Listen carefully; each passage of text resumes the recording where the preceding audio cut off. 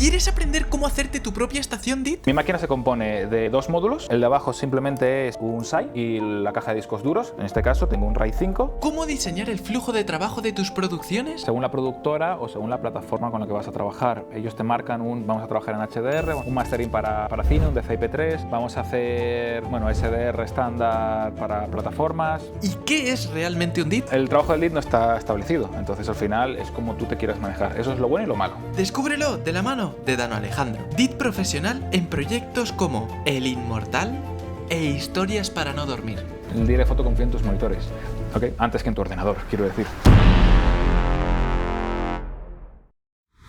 Bienvenido al Prelighting Podcast y a Carromato Plató. Dano Alejandro, ¿qué tal? ¿Cómo estás? Muy bien. Muchas gracias por venir. A ti. A ti por invitarme. Genial. Pues, primera pregunta, un poquito para conocerte. ¿Quién es Dano Alejandro? Tengo ni idea. No, mentira. Soy un DIT ahora mismo. Me dedico a hacer ficción y de vez en cuando publicidad.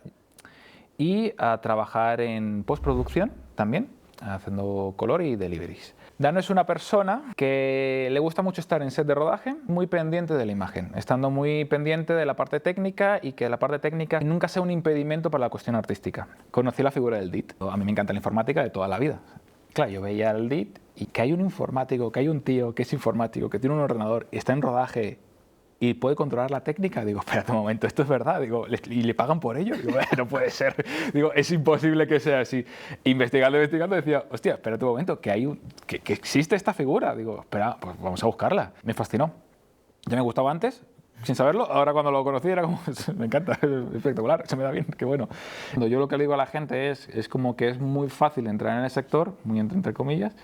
Lo difícil es cuando estás dentro, qué decisión tomas y hacia dónde te quieres posicionar. Ahí es donde realmente es lo complicado de todo este proceso. Entonces depende un poco de qué tipo de DIT seas, pues puedes llevar de una manera tu trabajo, puedes llevarlo de otra. Es una serie de cosas que cuando eres DIT te vas dando cuenta hacia dónde quieres dirigirte y de qué manera te quieres dirigir, que es como la parte oscura que nadie te cuenta. Ya. Pues aquí estamos para contarla. Vale. El mundo ahí. Antes que nada, decir que ya hemos grabado la parte práctica de aproximadamente una hora y media, ¿vale? Y tengo que decir que este podcast es técnico, pero en plan bien, en plan de que vas a aprender una locura. Entonces, yo te recomiendo que estés pendiente, estés concentrado, tengas tu de apuntes y lo disfrutes, ¿vale? Entonces, antes de nada, ¿no? Poner un poquito en situación de qué es un DIT. Vale. O sea, un técnico de imagen digital, al principio del todo, cuando se desarrolló como de alguna manera la profesión, era una persona que controlaba la imagen, la técnica digital que pasabas de analógico a digital, y de esa parte pues tú podías entender qué era cada cosa, cómo se traducía a la parte digital. A día de hoy se ha evolucionado un montón. Depende del país, se hace de una manera o se hace de otra. Ahí, en Estados Unidos, en Francia, por ejemplo, y en Italia, el DIT está muy ligado al video assist, está muy ligado en muchos aspectos, también en control también de técnica, de Teradex, de señal, de todo este proceso, y es como, en parte, es una persona encargada. Aquí en España es una persona que es muy colorista, hace mucho color en directo.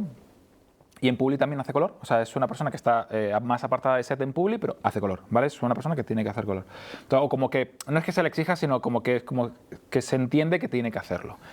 Entonces, es una persona que tiene que saber mucha parte creativa, mucha estructura creativa. Entonces hay muchos creativos a nivel de DIT que son brutales, son espectaculares, y entonces la técnica no es que se deje de lado, pero es una cosa opcional, no tienes por qué. Mientras sepas lo mínimo, ojo al dato, o sea, tema de almacenamiento, tema de tu ordenador, tema de configuración de cámaras, hay un mínimo. Entonces un DIT es una persona que controla el rodaje a nivel técnico en muchos aspectos, dependiendo de cuán más técnico seas, pues más o menos. Es una persona que puede estar pendiente de la señal y de qué manera llega, es decir, si los Teradex fallan, si el monitoreado falla, pues tú tienes que entender por qué falla y que dar por lo menos mínimo una solución o por lo menos estar ahí ayudando.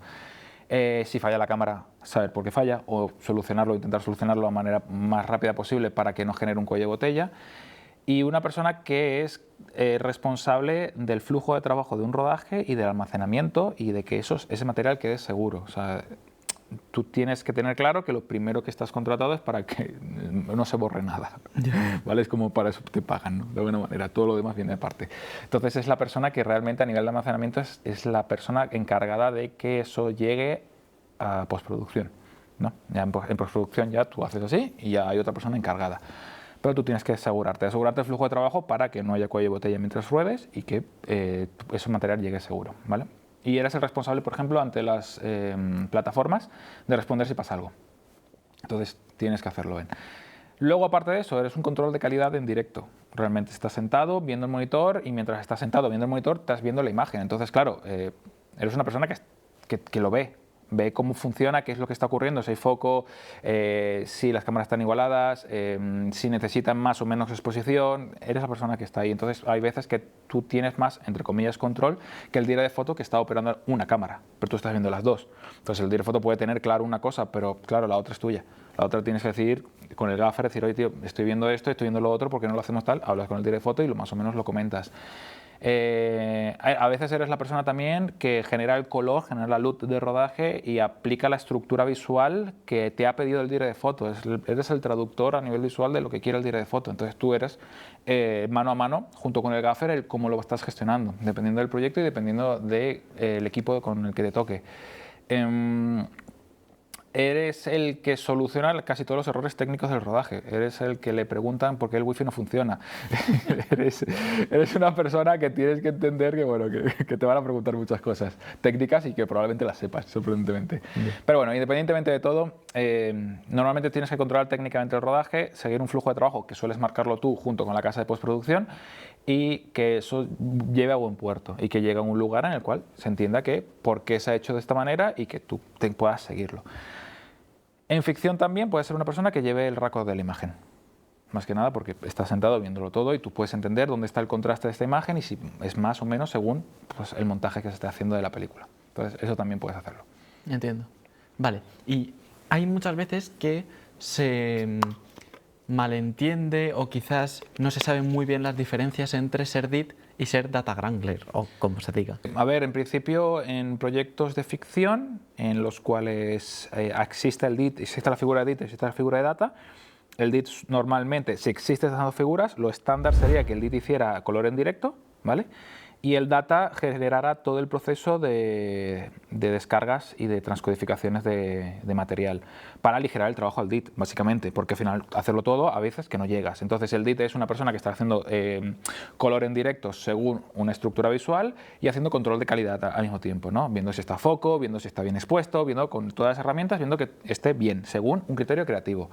El data al final es el que coge la tarjeta, la descarga y revisa que toda la estructura de metadata, que el material esté bien y que no haya nada corrupto, que haga un control de calidad según lo que hemos marcado, según un color que he marcado yo y que ha marcado el director de foto, se le manda una información, en este caso unas CDLs, que aplica y que revisa. He conocido datas que son muy buenos coloristas también, que funcionan muy bien en color, entonces el DIT hace una parte de color y el data termina esa parte de color también. No es lo estándar, pero también he visto ese flujo de trabajo.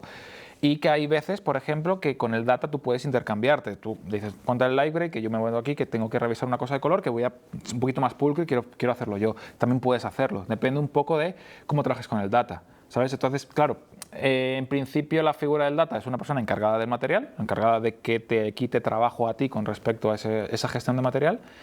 Y es un apoyo también para el DIT muy grande y al final es un mano a mano. O sea, no es que sea un subordinado tuyo, es que es tú y él a full. O sea, quiero decir, es que para eso existe el data.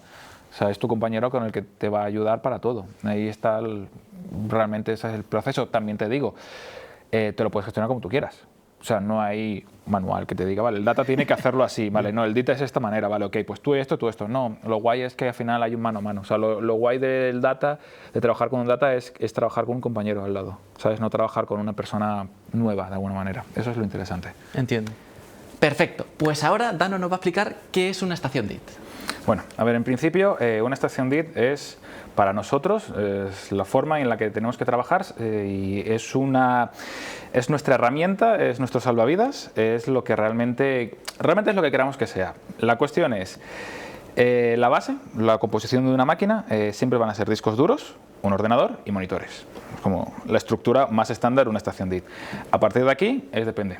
Depende si estamos trabajando en publicidad, depende si estamos haciendo color en directo, depende de si el director de foto nos pide un tipo de monitores u otro. Aquí es un poquito a gusto del consumidor, por decirlo de manera. ¿Sabes? Es como, el trabajo del lead no está establecido, entonces al final es como tú te quieras manejar. Eso es lo bueno y lo malo. Es como según tu criterio, no el criterio de otra persona que te está marcando y tal. Ese es el problema de ser DIT. Al final es como, ¿y cómo lo hago? Yeah. Ok. En este caso, o sea, mi máquina se compone de 2 módulos. ¿Okay? Uno, el de abajo simplemente es un SAI y la caja de discos duros, que es una caja Areca de 8 discos duros. En este caso tengo un RAID 5 y con estos 8 discos duros básicamente es donde guardo la película, toda la cantidad de proyectos que se requiera. La parte de arriba, que es la que a mí más me gusta, es entre comillas modular y portátil. Esto es para hacer live grid. O sea, yo me puedo ir a hacer una película entre comillas con solo esto, sin tanto sistema de almacenamiento, pero pudiera hacerlo. Esta parte se compone de la lootbox, el almacenamiento necesario y exclusivo para poder trabajar 2 o 3 días, unos 8 teras más o menos, una tarjeta PCI Express para poder capturar la señal y emitirla, y una matriz para distribuir la señal. Es decir, aquí tengo el distribuidor de 10×10, 10 entradas, 10 salidas. ¿Vale? Efectos generales.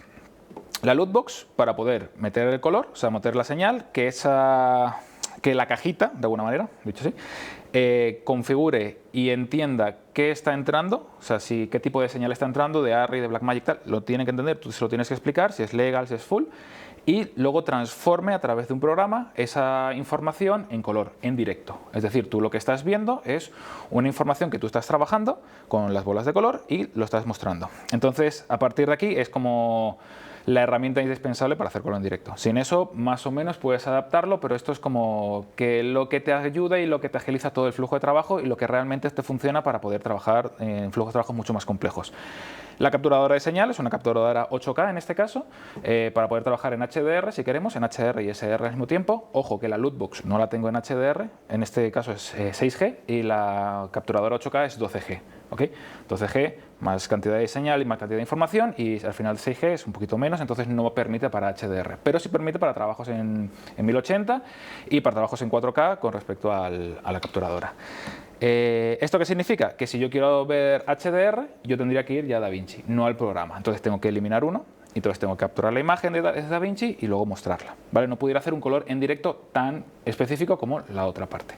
Esta capturadora tiene que estar conectada por Thunderbolt, o sea, por un cablecito, ¿vale? Y este cablecito de Thunderbolt lo que hace es pasar toda la información desde la conexión PCI Express, que es la típica conexión de un ordenador como si fuera la tarjeta gráfica o una controladora de sonido, una controladora de USBs.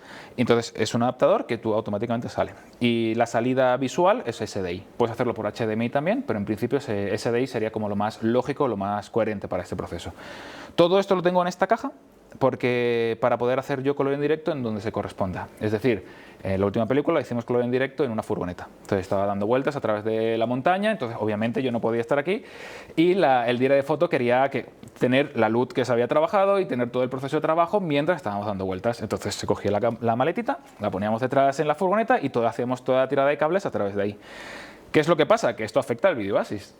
Básicamente, es decir, el video Assist tiene que entender que hay que hacer color en directo. O sea, entonces, porque toda la señal tiene que pasar por a mí en logarítmico y yo tengo que lanzarla con LUT y con lo que yo haga aquí. Es decir, ojo con lo que hagas, todo el mundo lo ve. Yeah. Uy, se me ha ido uy, estoy subiendo y bajando de exposición, hay que tenerlo en cuenta. O sea, hacer color en directo es tener claro qué estamos haciendo y cómo lo estamos haciendo. Entonces, esto es como la parte más indispensable, porque todo lo demás es una parte bastante estándar. Que te digo, discos duros y ordenadores.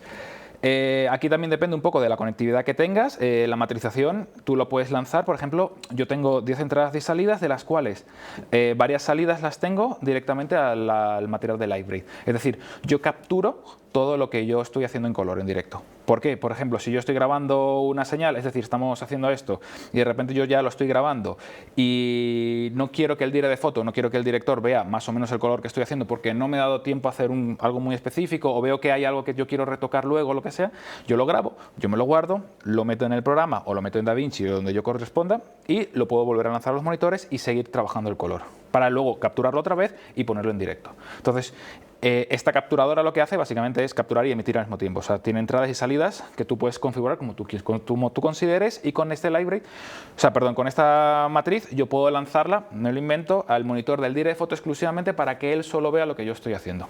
un ejemplo. Y que el Video Assist solo reciba la información del trabajo en directo que estamos haciendo, que ya es como muy establecido y ya se sabe lo que tenemos que hacer. Entonces depende un poco de cómo lo queramos hacer. Hay matrices mucho más grandes, obviamente, hay matrices de 40x40 y de 80x80, depende de la cantidad de cámaras que estemos trabajando. Y en este caso la de 10x10 a mí me funciona bien para 2 cámaras. Para 3 cámaras para mí se me quedaría un poco corto. Me faltaría alguna salida más, de alguna manera, porque yo puedo meter 3 cámaras aquí, pero yo estoy metiendo 3 cámaras, estoy metiendo la señal de DaVinci, estoy metiendo también la señal de la Lootbox, estoy metiendo muchas cosas, porque al final tú puedes hacer la configuración como tú quieras. Aquí esto entra él como a ti te guste trabajar o como tú consideres que quieres trabajar, porque yo quiero ver también, por ejemplo, el logarítmico. Es decir, yo tengo en este monitor, por ejemplo, yo estoy viendo lo que estoy trabajando con el Lightbraid. Es decir, yo subo y bajo aquí y tengo una señal que se expone. Y yo tengo el forma de onda y tengo el vectoscopio que me dice esto. Pero yo también quiero ver el logarítmico. Yo quiero ver en tiempo real, esto es una LUT, me lo invento que estamos haciendo, y yo quiero ver en tiempo real el logarítmico. Yo tengo que meter la señal también en el logarítmico y no configurarla. Para eso existe la matriz. Para meterlo y sacarlo y que sea un canal independiente. Que ese canal no tenga absolutamente nada que ver con lo que está viendo todo el mundo. Es una cosa solo mía. Que yo se lo quiero lanzar al direct foto, se lo puedo lanzar a través de un SDI, otro canal, que yo le digo, mira, la salida número 10 de la matriz es para el direct de foto. ¿Vale? O un trabajo en específico que él quiera hacer en ese momento. Entonces, si quieres una matriz más grande, tú puedes trabajar con muchas más salidas, muchas más entradas y puedes hacer lo que te dé la gana. Esto es como que te dan una impresora 3D y te puedes poner a imprimir lo que tú quieras, pero nadie te dice que tienes que imprimir. Entonces, yo quiero hacerlo de esta manera porque yo quiero imprimir esto aquí, yo quiero poner un posavasos, pues puedes hacerlo. Entonces, las herramientas son estándares, entre comillas.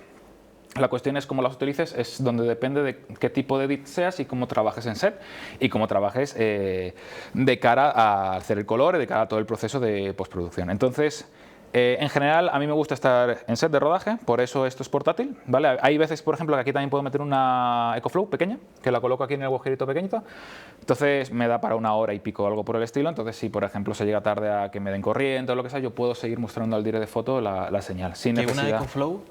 Que una EcoFlow es una batería portátil, ¿no? Una EcoFlow es una batería portátil. Sí, es una batería básicamente que tiene salida de AC para poder conectar el material. O sea, básicamente te puede durar. Con el material del Lightbraid, si no recuerdo mal, una pequeña de 300 vatios te dura más o menos 1 hora y poquito, ¿vale? Una grande como la que tengo aquí, que es como para toda la estación, te dura 4 horas con todo lo que tengo conectado. Y ahora mismo tenemos un consumo de 244 vatios, con todo. ¿Al qué? ¿Al minuto o a la hora? 90 horas, vatios hora, Vale. siempre, ¿vale? Entonces, normalmente 244 vatios te dura más o menos unas 4 horas. O sea, suele ser menos, pero aproximadamente. Por eso normalmente puedo tener, depende del proyecto, 2 EcoFlows.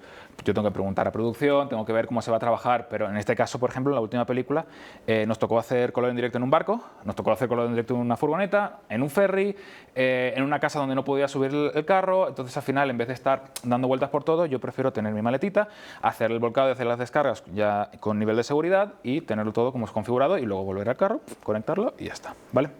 Ojo también. Si tú estás trabajando con un data, la mitad de esta estación puede sobrar. Es decir, tú no tienes por qué tener almacenamiento. Yo lo tendría, porque yo quiero tener también todo el material, pero tú no tienes por qué.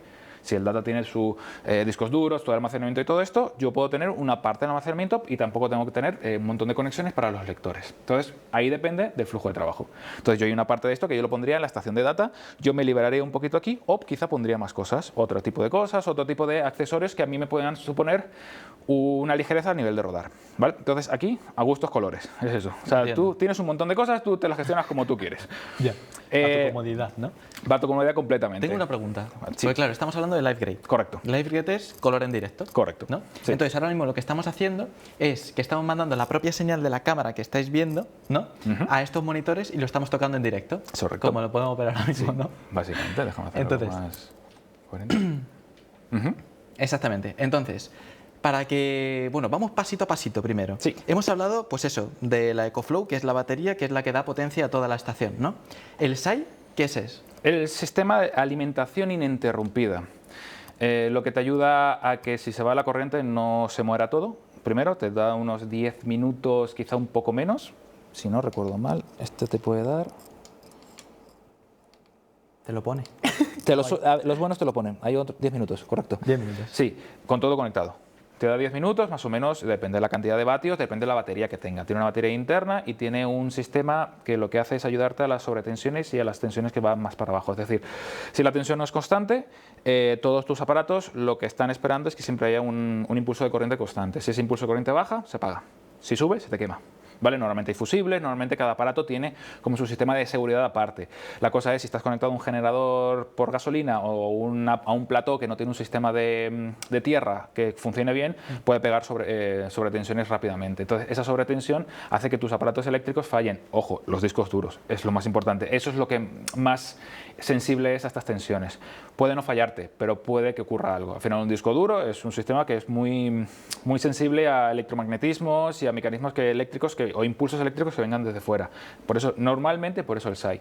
Todo lo demás no suele fallar, no suele, pero es lo mejor que te cubra. La EcoFlow ya tiene también un sistema de sobretensiones que normalmente si falla algo no es que deje pasar la corriente, sino se lo come la propia placa base. Y luego tienes el SAI por si acaso, ¿vale? Ahora venden baterías que tienen un SAI incorporado, es decir, esto sobraría. Podría sobrar o te lo puedes coger por si acaso quieres dos seguridades. Hay gente también que dice que es un poco contraproducente tener dos sistemas de alimentación interrumpida porque se pueden malentender porque uno puede pegar un sobrevoltaje que otro no lo entienda, ¿vale? Entonces para eso es un SAI, ¿vale? UPS en inglés. ¿Ok? Entonces al final el SAI es una batería interna que protege de sobretensiones y tensiones que bajan de repente por la corriente eléctrica. Entiendo. ¿Y qué pasa si no tenemos SAI y de repente hay una sobretensión? ¿En los discos duros se borraría algo de data? No tanto que se borre, sino más el hecho de que puede pasar de que sea ilegible esa información, ¿vale? No, o sea, piensa al final que un disco duro lo que guarda la información es en sectores, ¿vale? Si se te jode, entre comillas, un sector, ese sector lo que va a ocurrir es que va a ser ilegible o que va a costar leer. Es decir, hay veces que nos habrá pasado a todos que el disco duro va lento. Eso es que ese sector tiene un problema, es el que estás leyendo en ese momento. Entonces, hay un momento que estás cogiendo una carpeta y casualmente esa carpeta te va lento, pero todas las demás van bien. Entonces, hay un problema con respecto a eso, hay algo corrupto. Eso es lo que genera corrupción en, ojo, un chichazo fuerte revienta el disco, literal, o sea, lo funde, lo quema porque es otra placa base que no está preparada para esos picos de tensión. Cosas que han pasado. He trabajado con el Smart Assist, con un monitor de varias salidas SDI. En rodaje, el Video Assist no tiene ningún sistema de protección de sobretensión ni nada, ni SAI. Y estás conectando un BNC y de repente te pega un calambrazo. Pero del calambrazo de que te deja el brazo medio dormido. Pasa eso. Hay lo que es, se me da la palabra, derivación. Yeah. Tienes derivación. Los BNCs no dejan de ser conectores que son de aluminio y que tienen un voltaje. O sea, la corriente, o sea, pasa corriente por esos BNCs, tienen unos ohmios específicos y una corriente específica. La señal puede pasar y puede pasar mal, o puede que te pegue un calambrazo porque físicamente está pasando señal y tú dices, o sea, está pasando corriente y te pega. O sea, es que eso, puede pasar eso. Normalmente los monitores lo pueden medio cubrir de alguna manera y que tú puedas verlo igual de bien, pero el calambrazo te lo llevas, básicamente. Por ejemplo, cosas así. Eso sí puede pasar. Nunca he visto que se haya quemado un monitor o un algo con respecto a la sobretensión, pero sí que he visto hacer cosas raras que no sabes de dónde viene y normalmente suele ser de corriente.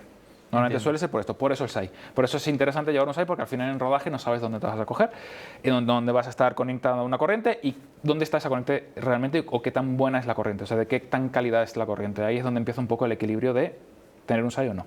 ¿Vale? Entiendo. Entonces es importante. Guay, genial. Pues pasemos a la RAID. ¿Qué es una RAID? Un RAID, a ver, esto es chiste, vale, es muchos discos juntos al mismo tiempo. Es un sistema en el cual los discos duros se entienden como si fueran uno solo.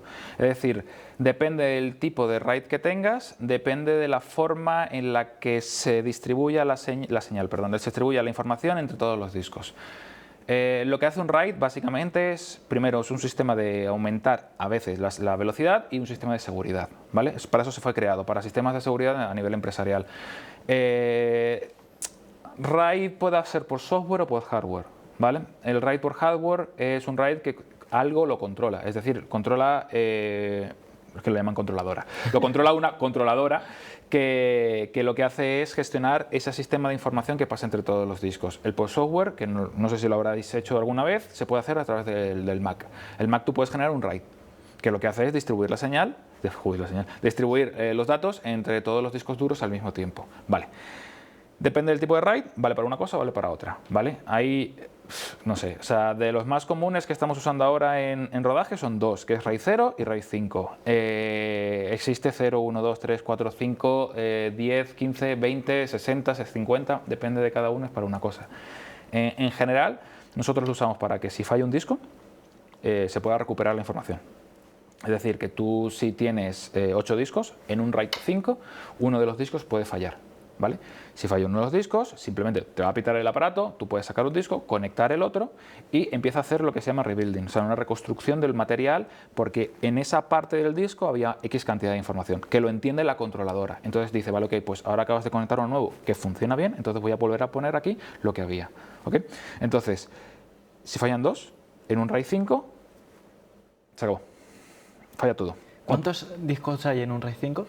Un mínimo de 3 y un máximo de los que tú quieras, Vale. con un disco de tolerancia de fallo. Es decir, si hay un disco que falla, puedes cambiarlo. Si hay dos discos que fallan casualmente en el mismo momento, se acabó el disco, se acabó todo. Yeah. En un RAID 6 son dos discos, ¿vale? En un RAID 0, ninguno, por ejemplo. ¿Por qué un RAID 0 entonces se está usando y tal? Es velocidad. Coge todos los discos duros, los junta, como si fuera uno visualmente en tu ordenador, y lo que hace es aumentar la velocidad lo máximo posible. O sea, todo lo que dé cada disco junta y es eso. O sea, imagínate que cada disco, más o menos un disco duro normal de 3,5 mecánico, son entre 230 y 260 y casi 300 megas por segundo. Pues si tienes 4, te suman los 4 discos, la velocidad, el almacenamiento, esa capacidad que tiene, y ahí eso es lo que tú ves y lo que tú puedes usar. Entonces se usa más que nada por velocidad, no como seguridad. Por ejemplo, Netflix te dice que no uses eso, básicamente como recomendación, entre comillas, de esto no es buena idea que lo uses porque si te falla todo. ¿Vale? Entonces, normalmente, siempre vamos, normalmente en ficción, con dos RAID 5 a rodaje, normalmente. Lo ideal sería ir con RAID 6, pero el problema es que, claro, ya empieza a subir el coste, pierdes espacio porque ese disco de tolerancia no te lo suma en espacio. ¿Vale? Es decir, en un RAID 5 tú tienes 8 discos, de esos 8 discos que, me alimento, son 8 discos de 10 teras, tendrías 80 teras, se supone. Pues no tendrías 80, tendrías unos 70 y pocos, ¿ok? Porque tienes un disco que lo que hace es seguridad. Yeah. Entonces hay un porcentaje, que no recuerdo cuál es, creo que es un 30-40% de espacio que se te reduce. Entonces, claro, si le metes un RAID más, es decir, un RAID 6, que son 2 discos de tolerancia, ya no son 80 teras ni 70, ya es mucho menos. Claro, tienes que calcular según qué la cuestión. Ojo también, no te aumenta la velocidad, simplemente junta la velocidad que hay.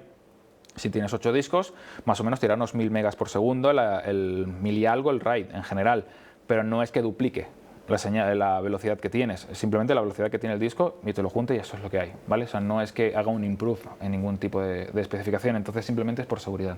Hay tipos de RAID que lo que te aumenta es seguridad y te aumenta velocidad, por ejemplo el RAID 50, el RAID 60 o el RAID 10, pero claro, necesitas muchos discos, porque si no, no te compensa para la cantidad de espacio que tienes. Entonces, un RAID es un sistema de seguridad, también puede ser un sistema de velocidad para aumentar la capacidad y velocidad de tus discos duros para que en X cantidad de proyectos te pueda venir bien porque necesites más velocidad que seguridad y tengas otro sistema que sea más seguro y que funcione bien y porque tu protocolo de seguridad lo pueda cumplir. Depende un poco de eso. Entiendo, porque pues eso, ahora me estoy intentando imaginar un proyecto que requiera eso de un RAID 0, ¿no? Que te da más velocidad. En general, Publi.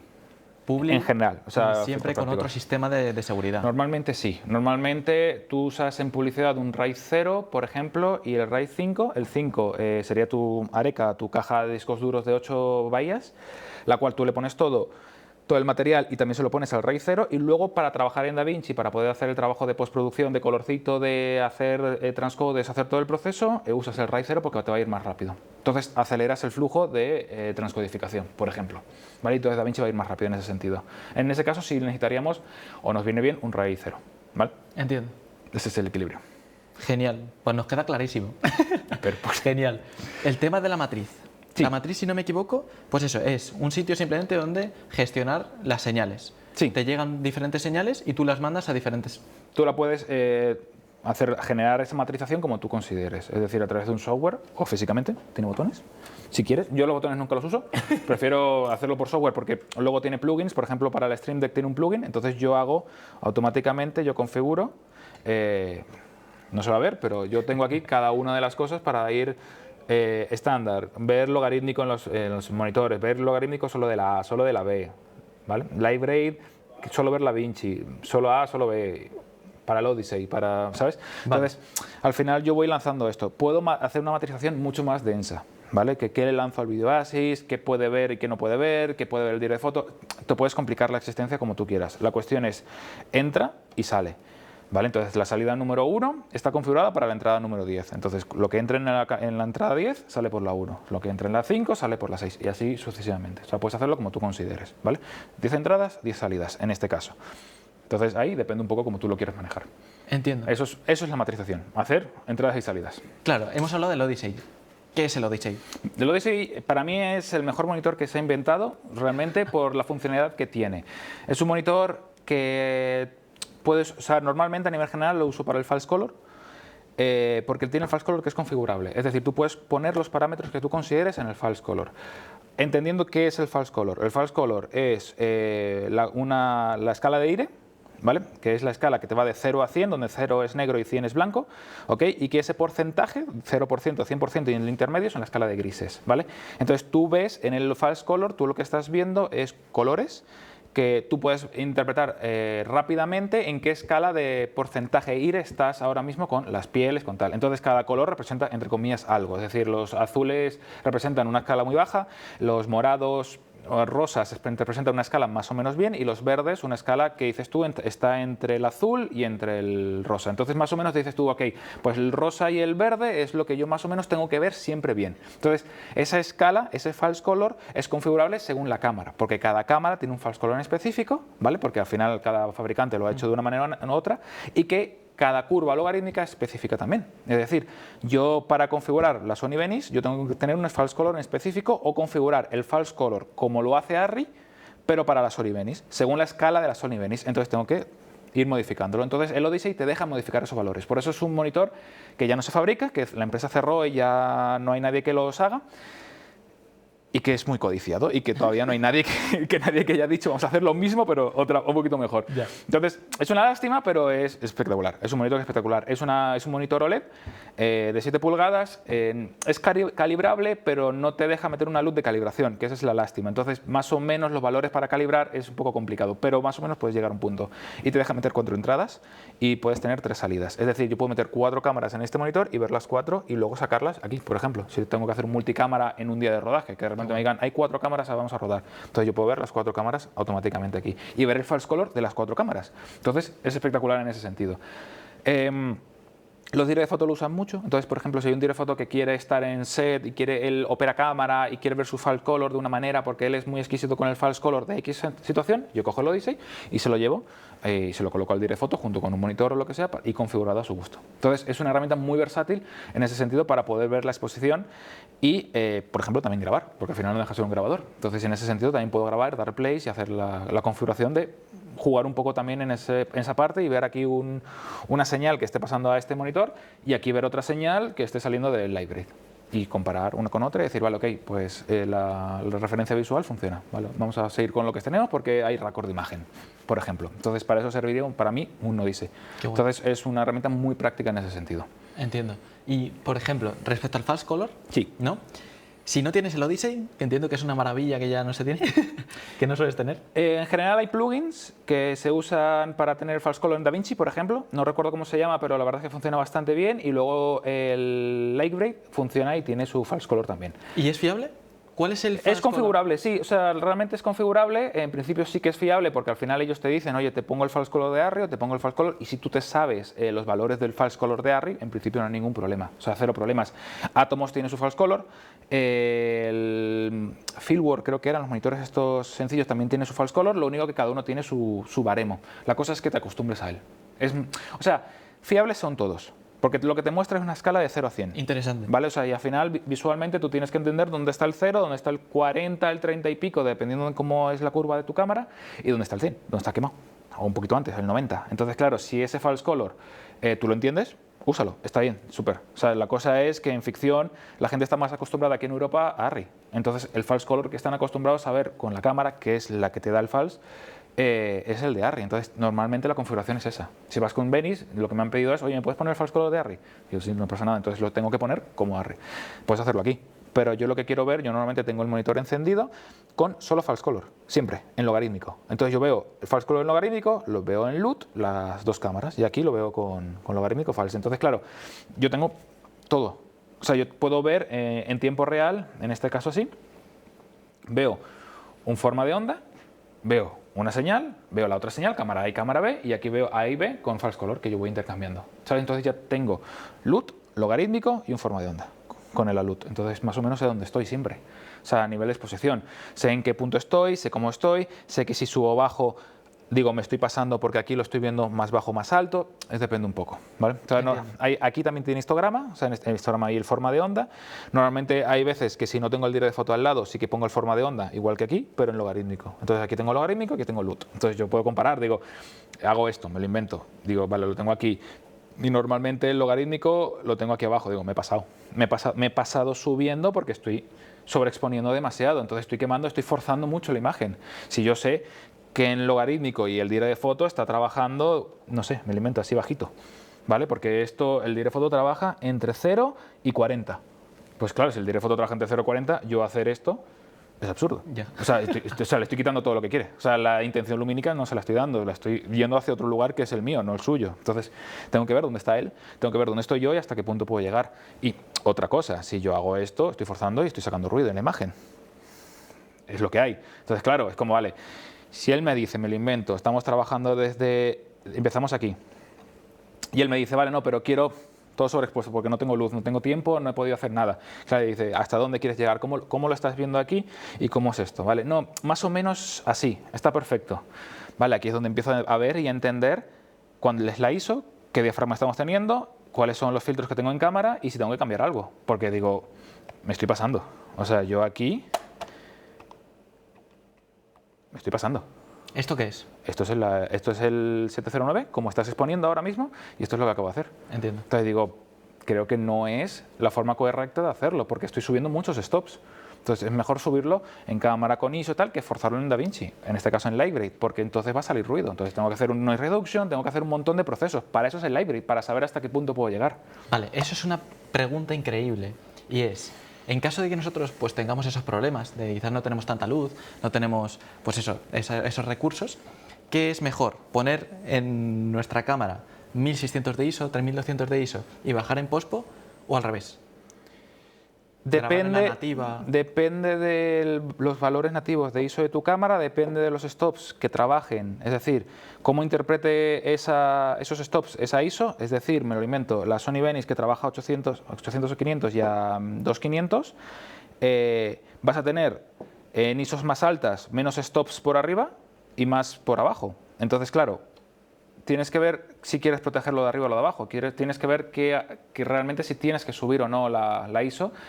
Y si tienes otra cosa que puedes hacer antes de eso, es decir, si puedes meter más luz, si puedes abrir más diafragma, si puedes quitar un ND que tengas puesto o un polarizador que tú puedas quitar y le puedas subir un poquito, y ahí buscar el equilibrio. O sea, por ejemplo, hay 10 fotos que me han dicho, mira, con la Sony Venice yo no quiero ir más de 2500, aunque sea dual ISO. Digo, vale, ok, sin problema. Entonces, cuando hay momentos, me lo invento, estamos en una situación súper oscura y de repente me dicen, es que no quiero subir más ISO, es que no llego más, claro, me toca a mí. Me toca a mí, le digo, vale, okay, ¿qué es lo que quieres? ¿Esto es lo que tú quieres? Vale, sí, esto es lo que quiero. Y le digo, si estás viendo ruido aquí, vas a ver ruido en DaVinci, vas a tener ruido. Entonces, no hay de otra, ¿vale? No hay de otra, reducción de ruido y trabajo de postproducción.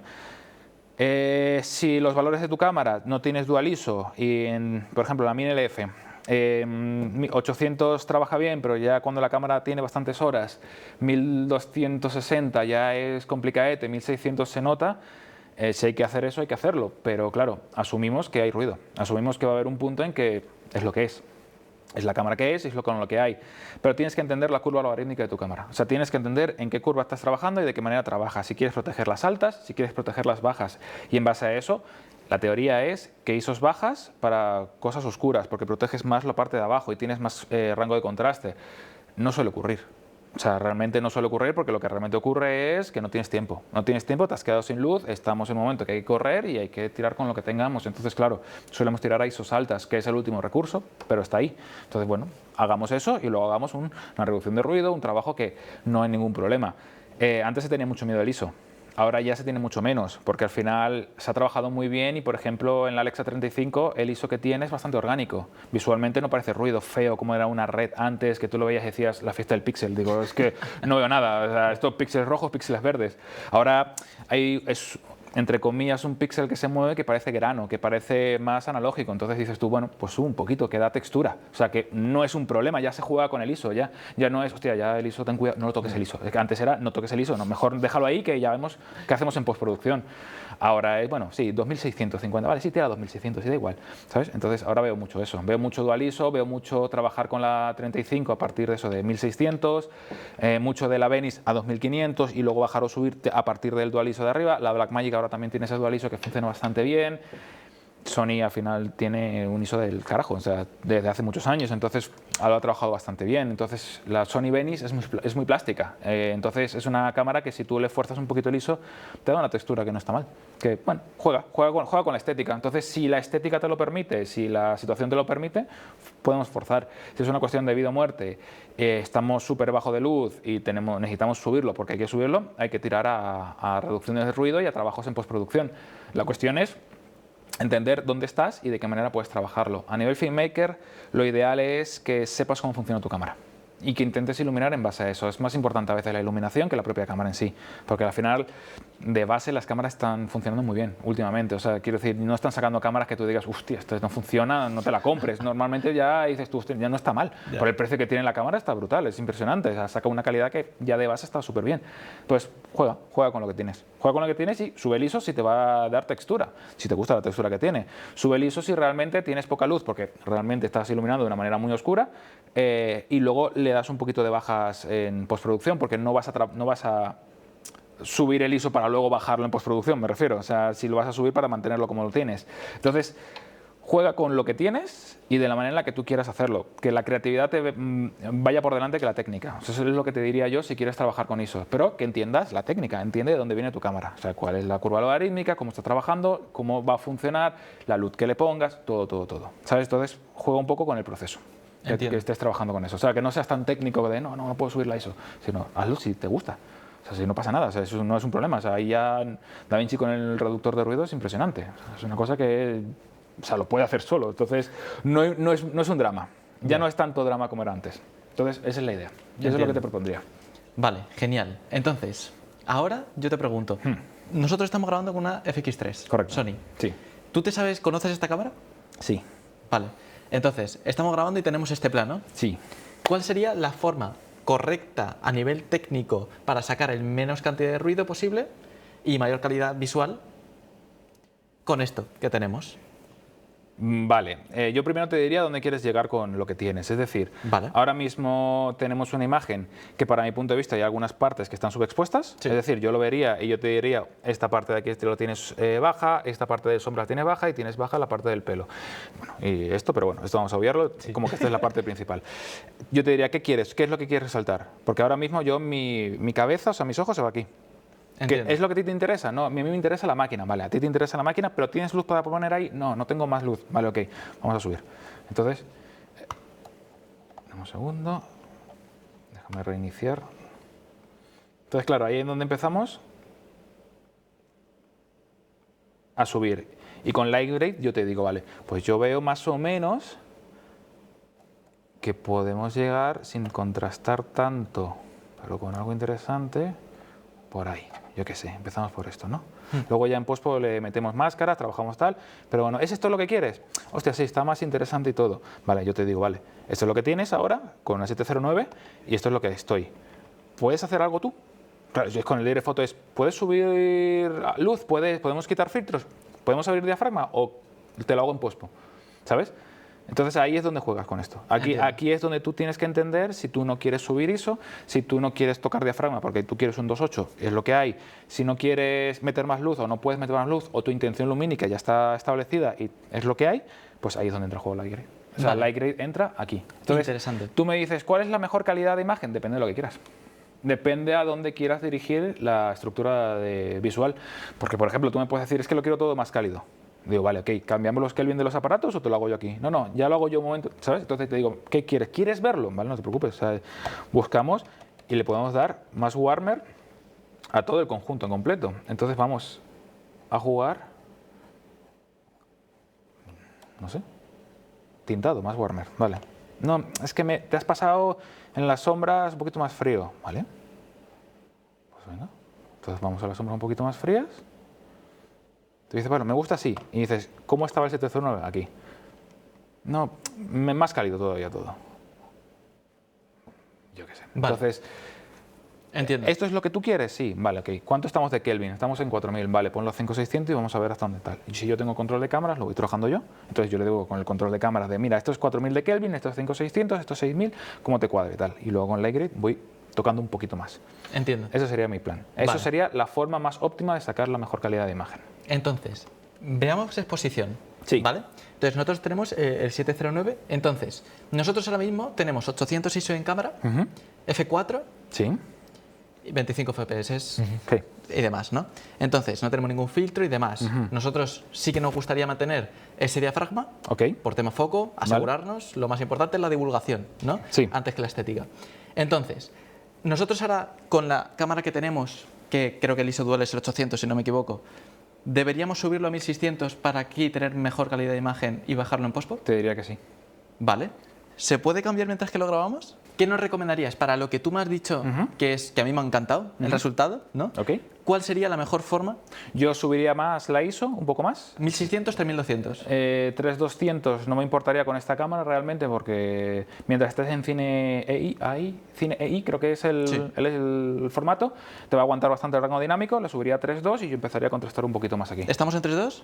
Vamos a subirla a 3.2. Estamos en 1600, Vale. subimos a 3.2. Vale. Entonces ahora 709 sería...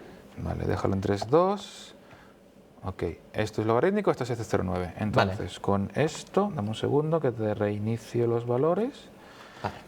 Bajamos un poquito las altas y de contraste un poco, pero no tanto. Y llegaré aquí. Más o menos, quizá me he pasado con esto. Ahí. Por ahí. Ok. Vale. Entonces, ahora lo que estamos haciendo, ¿no? Al subir el ISO, Sí. 3200, lo que acabamos de hacer es perder rango en las bajas, Correcto. ¿no? Entonces, ahora ellos estarán viendo una comparación entre lo que hemos grabado antes y después, ¿no? Pero, pues eso, tú como DIT opinas que esta es la mayor calidad en cuanto a lo que queremos hacer, ¿verdad? Es una forma de hacerlo. Es una forma de hacerlo si no quieres tocar diafragma y no quieres gestionar la luz. Subimos un poquito más y bajamos un poco. Dame un poquito más de señal para mí, para luego yo contrastar un poco más. Porque si tú quieres generar contraste y no te importa perder esta sombra, porque tú me has dicho esto no, esto de aquí no y esta parte aquí, Sí. quiero que sea oscuro. Si es que no me importa tal. Ok, perfecto. Tú te quieres enfocar en esto, esta parte, vale, perfecto. Pues te enfocas en eso. Entonces vamos a darle fuerza a lo que te quieres enfocar. Y lo otro vamos a ver hasta dónde podemos llegar.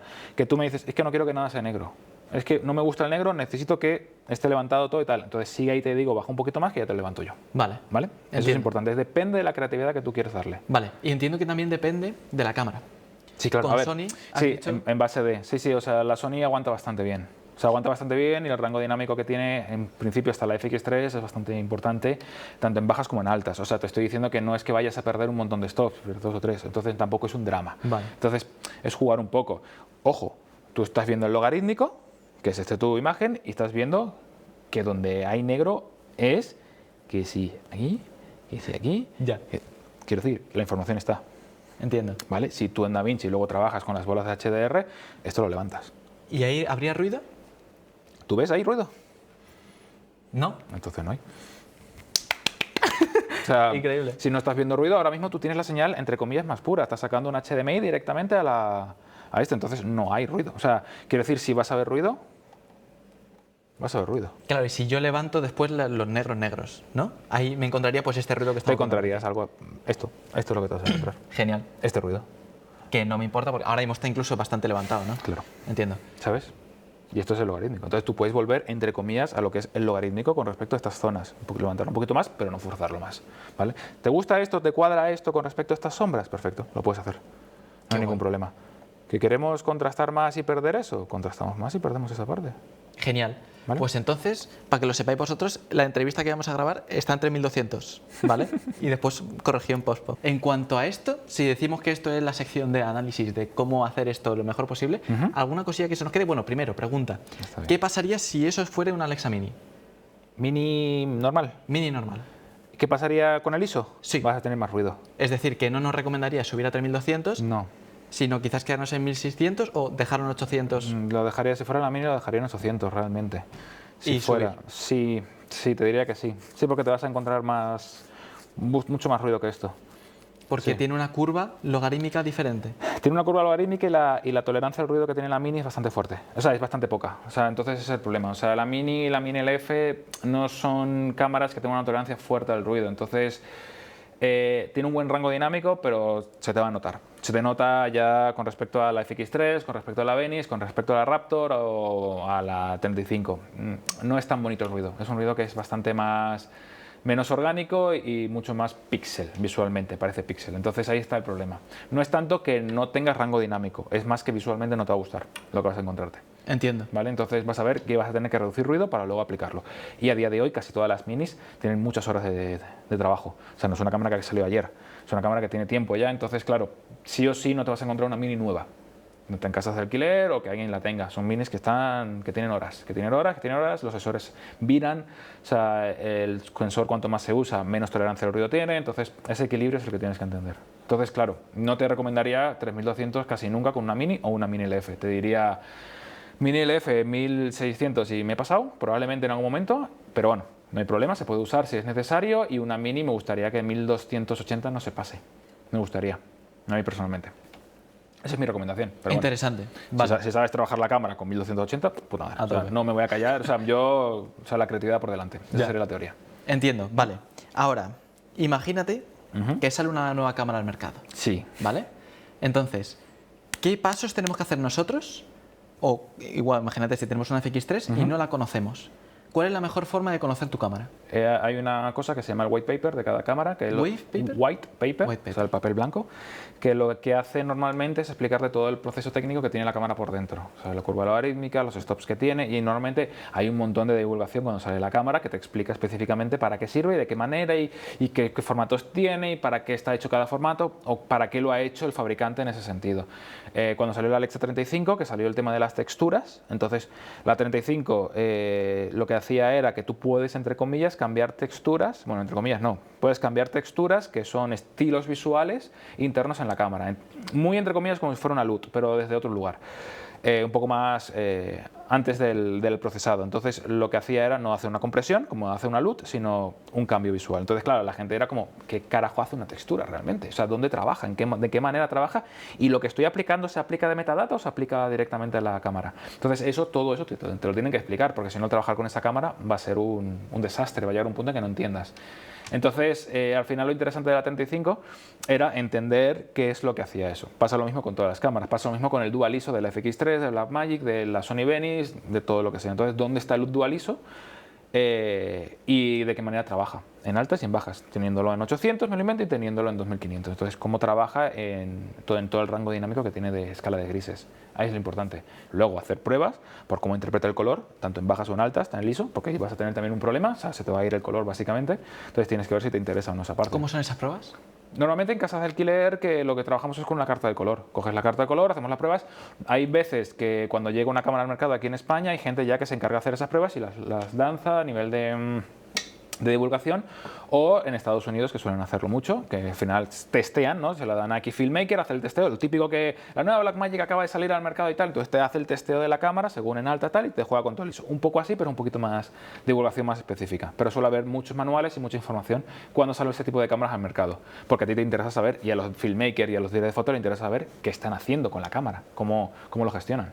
Entiendo. Esa es un poco la gestión. ¿Y tú dirías que la información que nos dan las marcas, digamos Arri, cuando sacan la nueva cámara y te dicen, tiene 28 stops, A ver, ¿te la crees? Arri no suele mentir mucho en eso y normalmente suele tener, o sea, hay bastante claridad, por lo menos a nivel de marca de cine. Y no sé, o sea, la que engañaba antes era Red, realmente. Antes mucho con las cámaras y tal, te decía X cantidad de stop, pero dependiendo de cómo lo trabajaras. Entonces sí sí existían esos stops, pero varía un poco. Blackmagic no la he testeado las últimas, pero me parecen un huevo de stops, realmente, para todo lo que hay, pero quizás sea real. O sea, no lo sé. No es tanto que no me la crea, o sea, sí, o sea, por algo está ahí. O sea, no creo que se inventen. No es tantos megapíxeles como las cámaras de foto, como los móviles y todo este proceso, que al final te dicen tienes 40 megapíxeles en un iPhone. Entonces, sí, pero ¿en qué lente, de qué manera y todo esto? No es eso, no es ese marketing, pero sí es en qué situación. En qué situación y de qué manera actúa. Porque si tú tienes un gris medio, sí es verdad que para arriba y para abajo tienes todos los textos perfectos. Pero si empezamos a bajar o a subir las ISOs o a contrastar el proceso, pues ¿cuánto tengo? ¿Cuánto tengo y de qué manera? Eso sería lo importante. ¿Sabes? Eso depende de la situación. Pero no mienten. O sea, no creo que mienten y no creo que sea una cuestión de marketing. Creo que es más que nada dependiendo de la situación. ¿Vale? Sí que existen, sí que están ahí. O sea, para eso están. Quiero decir, o sea, todas las cámaras a día de hoy son HDR. O sea, hay una cantidad de rango dinámico suficiente como para poder trabajarlas en HDR. Pero claro, ¿qué es HDR? O sea, ¿de qué manera? ¿Qué punto y tal? Entonces es un poco igual. No es que te vendan la moto, es que tienes que saber trabajarlas para poder conseguir eso. Más que nada. Esa es la teoría. Entiendo. Qué guay. Vale, genial. Pues ahora tengo una duda que nos la habían preguntado por Instagram. ¿Vale? ¿Vale? Y es el tema de cómo se monitorea HDR. Primero, HDR, Sí. definición. Alto rango dinámico. Genial. Gracias. Wikipedia. Nah, a ver, el trabajo de HDR requiere un espacio de color específico y requiere también un material específico para poder capturarlo, es decir, una cantidad de información pasa por ese material. HDR es tener un alto rango dinámico al final, y todas las cámaras tienen un alto rango dinámico. Además, tú puedes interpretar mejor las altas y mejor las bajas, es decir, tienes más rango en bajas, más rango en altas, visualmente hablando. Entonces, para poder hacer ese trabajo, necesitas que todo tu material sea 12G, ¿vale? 12G SDI, HD SDI. ¿Qué es la calidad de la señal? Es el estándar, que es la cantidad de información que puede pasar, es decir, la cantidad de bitrate que pasa a través de los SDIs. El HDMI también permite HDR. Y depende del estándar de HDR, funciona de una manera o funciona de otra, es decir, HDR10, Dolby Vision, etcétera, etcétera. Dolby Vision funciona muy guay, mola mucho porque ahora está integrado con DaVinci y tú puedes ver HDR y SDR al mismo tiempo, entonces tú puedes trabajar con dos pantallas al mismo tiempo siempre y cuando tu capturadora te lo permita, pero tú puedes configurarlo. HDR10 es el estándar genérico, es decir, el gratuito entre comillas. Dolby Vision es una licencia que tienes que pagar si la gente o los televisores tienen que incorporarlo. Y HDR10 es un estándar gratuito que tú puedes colocar, o si no es gratuito, es bastante más barato que Dolby Vision, que tú también puedes interpretar el HDR y puedes hacer HDR dinámico, más que nada para ver qué trabajo de HDR estás haciendo en cada momento. Para eso la monitorización. Es bastante complejo el tema de HDR. O sea, es una cuestión en la cual en rodaje necesitas un monitor de HDR. Y aparte del monitor de HDR necesitas que todo funcione a través de HDR, o sea, toda la señal pase a través de ahí y que el espacio de color sea para HDR, el BT2020, ¿vale?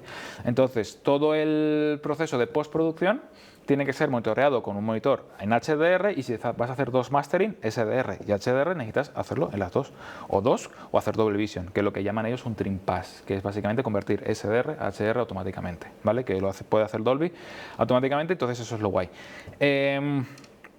En set de rodaje, monitor, capturadora 12G, ¿vale? Matriz de 12G para que pase la señal, cables 12G también, que eso es importante, o sea, que el cable tenga capacidad para hacer ese traspaso de información. Capturadora de Lootbox en 12G también, que en este caso la mía no es, hay una que es de AHA que sí que funciona en 12G para HDR, y si es compatible o no con Dolby Vision. Entonces, y si no, te tocará HDR10, y que los monitores también, que depende del tipo de compatibilidad que tenga. Con todo esto puedes monitorear en HDR, ¿vale? Estos monitores, por ejemplo, son HDR10 y son 400, que llega a 400 nits. Entonces puedes trabajar en HDR en 400 nits o en 1000 nits, ¿vale? Normalmente la masterización que te pide Netflix, Disney o Amazon son para 1000 nits, ¿vale?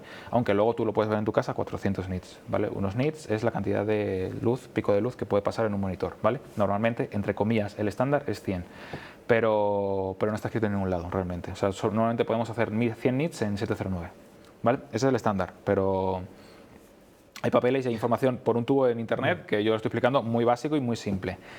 No sé si te he respondido la pregunta, realmente, ¿vale? Es que es muy... Es que meterte en HDR es denso. Esto es como para un curso aparte, literalmente, ¿vale? Lo ideal sería, por ejemplo, ¿vale? Resumiendo un poco, para trabajar en set de rodaje, yo lo haría para meter HDR y para ver SDR y HDR, para que el director de foto sepa dónde está en cada lugar, ¿vale? Sepa dónde está con SDR para que vea dónde está ese mastering y sepa dónde está el HDR para que, por ejemplo, en este caso, estas altas luces probablemente tengan una saturación diferente, que es lo que pasa con las altas luces y con las bajas. O sea, viran a un color diferente, normalmente azul, que es lo que realmente es lo que le interesa a esta gente y que este blanco no estará quemado, tendrá un poquito más de información, que tú, por ejemplo, lo puedes ver en forma de onda y todo esto. Y eso es lo que yo haría para trabajar HDR en set. A nivel general, confunde más que ayuda en set de rodaje. Ya el director de foto tiene que tener claro que va a trabajar en HDR y que va a hacerlo, porque si no, se va a volver loco. ¿Vale? Hay director de foto que ya están acostumbradísimos y hay gente que realmente funciona de puta madre para trabajar en HDR, pero que lo pida el director de foto y que lo pida la producción. Si no, no lo haría. Porque si no es más denso. Lo vería yo, para mí, para ver un poco más, porque sí me interesa a mí saberlo, pero no se lo mostraría a la gente, ni al director, ni al director de foto y tal, a no ser que vea algo estrictamente necesario para hacerlo. Esa es un poco la teoría que yo haría. Qué guay. ¿No? Genial. Perfecto. Pues en cuanto a la estación, sí. ¿Nos quieres enseñar algo más? Te puedo enseñar, a ver, yo trabajo, a mí me gusta hacer control de cámaras. Esto es un router 5G, ¿vale? Que es muy gracioso, te me voy a poner por detrás. Que tiene una antena. ¿Una antena? ¡Uy, qué locura! Sí. Es una antena wifi también. Entonces lo que hago es emitir wifi, ¿vale? Con esto lo puedo subir. Entonces lo que hago con esto es controlar las cámaras. O sea, lanzo el wifi de aquí, tiene también 5G, entonces genero una red wifi para que las cámaras que tienen un router pequeñito yo pueda controlarlas todas a través del iPad o a través del ordenador, ¿vale? Ya sea Arri o ya sea la Sony. Entonces, todo me interesa tener a mí todo. Normalmente suelo tener los iris conmigo en ficción. Esos iris los suelo colocar aquí. ¿Qué son los iris? Mando de iris. Es el mando de foco. Lo habéis visto, un mando de foco normal y corriente, ya sea un núcleo o lo que sea. Pues ese motor se conecta en el diafragma, en el iris. Entonces yo tengo el control. O sea, yo en ficción yo tengo el control del iris, es decir, yo tengo el control de la exposición de la cámara. Entonces yo soy la persona, junto con el director de foto, que marca dónde está la exposición y si es buena o es mala la exposición. Dependiendo del director de foto, hago mucho más ese juego o lo hace el director de foto estando en set de rodaje, ¿vale? Entonces suelo tener el trabajo yo de exposición, ¿vale? ¿Qué más te puedo contar? Pues el EcoFlow, luego la matrización, luego un montón de puertos Thunderbolt para lectores, discos duros y todo el proceso de volcado si es necesario. Quizás hay mucha gente, ¿no?, que quiere ser DIT y que se está planteando hacerse su propia estación. Ok. ¿Qué le recomiendas? ¿Dónde es mejor invertir? A ver, lo más importante realmente al principio es tener suficiente almacenamiento y capacidad para poder trabajar, capacidad con respecto al ordenador y almacenamiento, pues obviamente porque necesitas trabajarlo. No suele ser lo más caro, pero suele ser lo principal para poder invertir. Antes que eso, si lo tienes claro y tienes claro que quieres hacer el trabajo de editor en ficción, por ejemplo, monitores. O sea, es indispensable tener monitores buenos porque al final, buenos y que se puedan calibrar, porque al final si no, no vamos a ningún lado y es la parte más primordial. O sea, el director de foto confía en tus monitores, ¿okay? Antes que en tu ordenador, quiero decir. Entonces, al final, el ordenador es para que no te quedes atascado, el ordenador es para que tú tengas suficiente poder de trabajo para no generar cuello de botella y no generar tanto o sea, de cara a las transcodificaciones y también de cara a los volcados de tarjeta. Entonces, claro, sí o sí lo necesitas, o sea, indispensables ordenador y discos duros, esto no deja de ser eso. Y monitores como el tercer paso de alguna manera por necesidad. O sea, yo cuando empecé con todo esto tenía un ordenador y 4 discos duros y en Publi era, bueno, o sea, unas chiqui Publis para poder trabajarlo así y al final pues te vas metiendo poco a poco. Entonces eso, yo antes que tener monitores tenía ordenador y discos duros. Pero claro, un monitor te viene bien. Un monitor siempre te viene bien, te ayuda, porque al final hacer color y todo el proceso, con los monitores son buenos, se nota. Eso sería lo primero que recomiendo. Lo segundo es que esté lo más cómodo posible.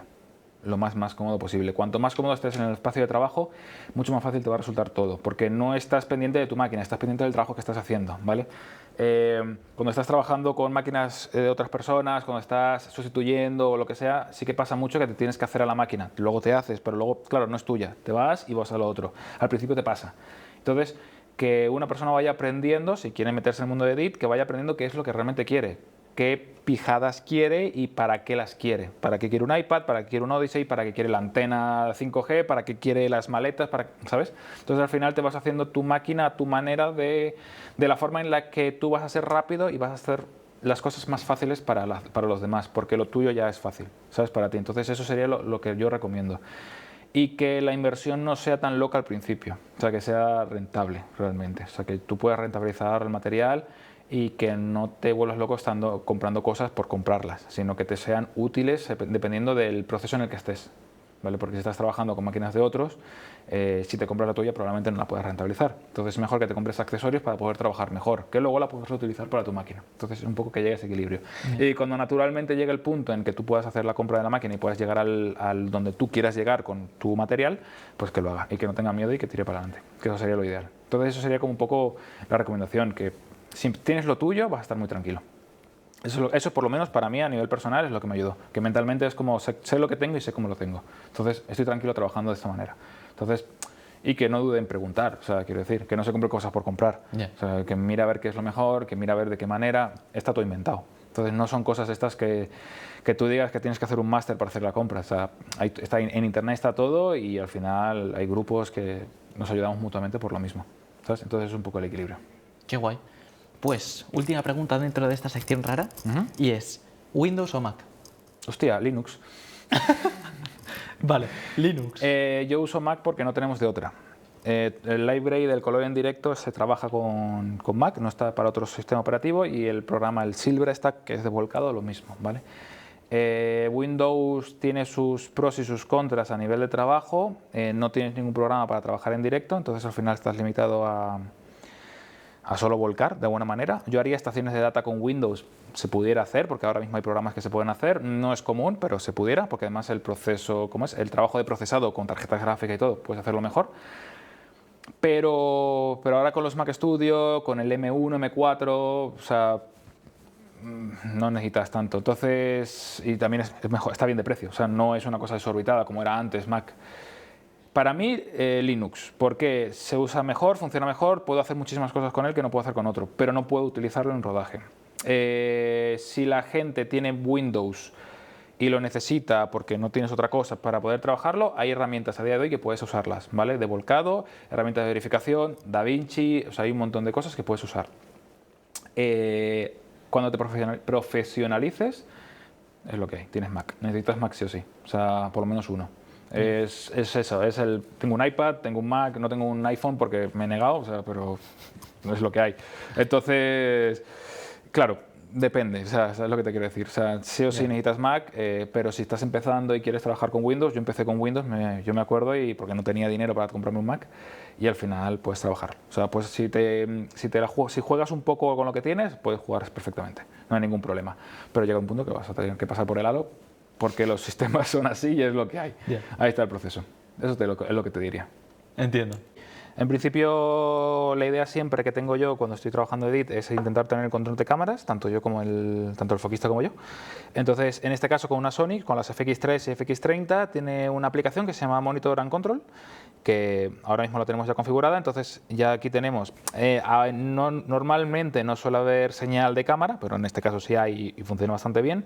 Pero lo que a mí me interesa, lo que realmente me interesa es el iris, la ISO, el shutter, el white balance y bueno, los looks, que en este caso que podríamos cambiar. Entonces, si yo quiero trabajar con una ISO más alta, por ejemplo, yo lo puedo trabajar, puedo bajar y puedo subir. Entonces, con este control yo puedo ir jugando a ver qué tengo y qué no tengo y hasta dónde puedo llegar con la ISO. O, por ejemplo, una cosa que suele ocurrir mucho es con el white balance. Estamos trabajando con un 4000, de repente lo estamos viendo muy frío, queremos jugar a una cosa más fría o una cosa más cálida, pues entonces vamos trabajando un poco con el white balance para ir viendo a ver hasta dónde podemos llegar o dónde queremos llegar con las indicaciones de Direct Photo. Pues imaginémonos que estamos aquí. Entonces ya esto dices tú, vale, ok, esto con esta piel y tal, pues me cuadra. Y hemos hablado un poquito de flujos de trabajo, sí, ¿no? ¿Me podrías dar un ejemplo de flujo de trabajo estándar? ¿Cómo lo diseñas? En principio el diseño se hace según la productora o según la plataforma con la que vas a trabajar. Ellos te marcan vamos a trabajar en HDR, vamos a hacer un mastering en HDR, vamos a hacer un mastering para cine, un DCI-P3, vamos a hacer SDR estándar para plataformas. Depende de eso, empezamos a ver cuál es lo más óptimo del flujo de trabajo.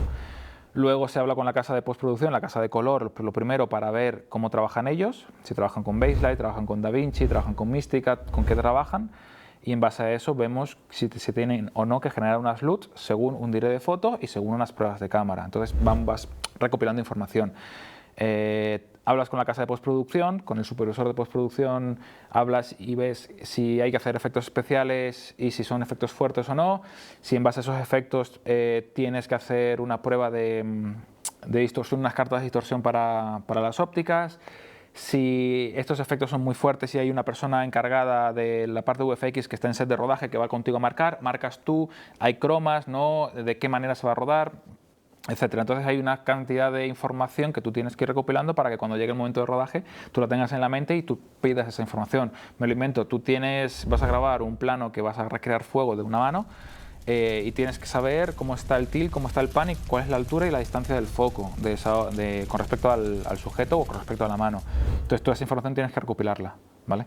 Porque normalmente tienes que activarla en cámara. Puedes dejarla activada, puedes dejarlo estándar, pero hay cosas que, por ejemplo, viene bien hablar con el auxiliar y decir, oye, necesito esta información, esto, no sé cuánto, y que esté en un parte, inclusive en la metadata de cámara, por si algo fallase, y contrastar, ¿vale? Para eso existen los partes de los reports del auxiliar. Es un contraste con tu report.